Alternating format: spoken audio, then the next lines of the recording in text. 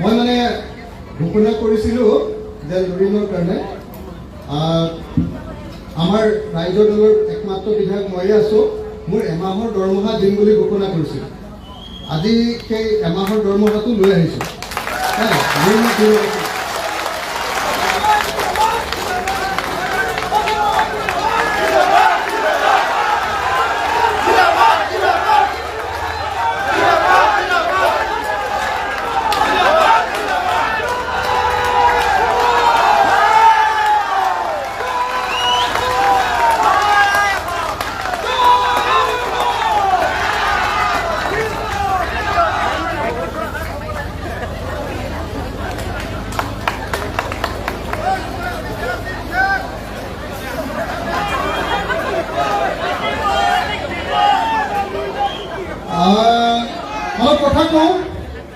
অলপ কথা কওঁ হয়নে?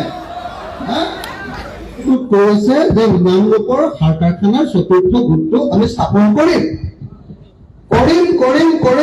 কৈ থাকি এতিয়ালৈকে তেওঁ ক'বলৈ গ'লে অসমীয়া ভাষাত ক'লে দাঢ়ি চুলি পকি গ'ল, মুখ্যমন্ত্ৰী হ'ল, কেন্দ্ৰীয় মন্ত্ৰীও দুবাৰ নহয় জানো?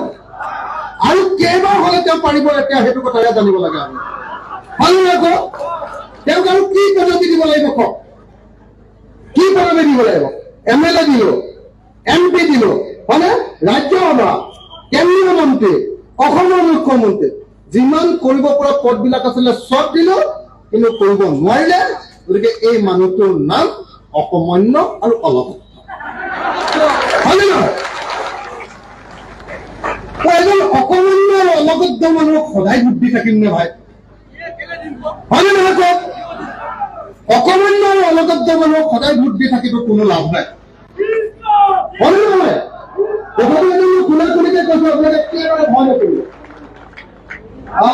এইখন বিজেপিখন আহিব। দুটা 2 নম্বৰী আছে। 1 নম্বৰ 2 নম্বৰটো এখন এই পদমপুৰ, হয়নে? এই পদমপুৰটো কেতিয়াও চৰকাৰী ফৰ্মত থাকিব পাৰিব নেকি? কেতিয়াও নহয়। 2 নম্বৰটো হ'ল যে ৰাজ্য চৰকাৰৰ টকা অৰুণোদয়, তাত কিন্তু প্ৰধানমন্ত্ৰীৰ ছবি থাকিব নোৱাৰে। দেখিছেনে? ইয়াৰ প্ৰধানমন্ত্ৰীৰ ছবি আছে, হয়নে? তাত ফটো আছে, হয়নে? এই মানুহটোতো নকলি মানুহে। ভাৰতৰ আটাইতকৈ 2 নম্বৰী নকলি মানুহটো এইটোৱে, আৰু অসমৰ আটাইতকৈ 2 নম্বৰী নকলি মানুহটো এইটোৱে। বুজিলে না? এই মানুহটো মোক এবাৰ বিধানসভাত কৈছিলে, আমাৰ হিমন্ত বিশ্ব শৰ্মাই কৈছিলে, মই যেতিয়া দপ্ত পাই আছো বিধানসভাত ধৰিলো, এদিনটো চৰকাৰখন ভাঙি দিবলৈ লৈছিলে। আপোনালোকে গম পাইছে নাই? গম পাইছিলে নাই? মাত্ৰ 9টা ভোটত কাটি গ'ল, নহ'লে হিমন্ত বিশ্বই মোক ক'লে বোলে আপুনি বেছি উৎপাত কৰিছে, আপোনাৰ ওপৰত এতিয়াও NIA গোচৰ লগাই আছে, টানি লৈ যাম বুলি ক'লে। মই ক'লো মোৰ ওপৰত NIA গোচৰ লাগি আছে বুলি গোটেই পৃথিৱীয়ে যাম। মই যে NIA গোচৰত 1 বছৰ 8 মাহ জেল খাই আহিছো, আৰু জেলত কি আহিছো? জেলৰ পৰা জিকি আহিছো। আপোনালোকে জানেনে নাই? মই জেলৰ পৰা জিকি আহিছো, কিন্তু আপোনাৰ নাম যে চবতে আছে। লুইটা কেলেংকাৰী, চাৰটা কেলেংকাৰী, হয় নে নাই? অসমত যিমান কেলেংকাৰী আছে চব কেলেংকাৰী হিমন্তৰ নামত আছে। অসমত যিমান বহুত দিনৰ হত্যাকাণ্ডত তেওঁৰ নামটো আছে নে নাই? কংগ্ৰেছ দলৰ কি নাম আছিলে? মানৱেন্দ্ৰ শৰ্মা। মানৱেন্দ্ৰ শৰ্মাৰ হত্যা যে কৰিছিল ৰঞ্জন বৰুৱা, ফেচবুকত তেওঁলোক অভিযুক্ত। আপোনালোকে জানেনে নাই?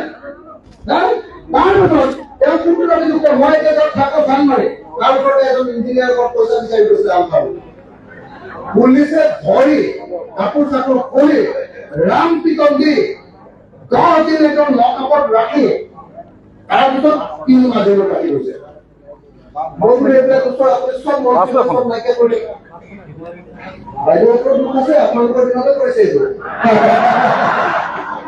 কংগ্ৰেছৰ মন্ত্ৰী মানে কাগজ নাইকিয়া কৰি দিব, বুজিছে নহয়? হয়নে নহয়? একদম পৃথিৱীৰ নকলি মানুহ যদি আছে হিমন্ত বিশ্ব।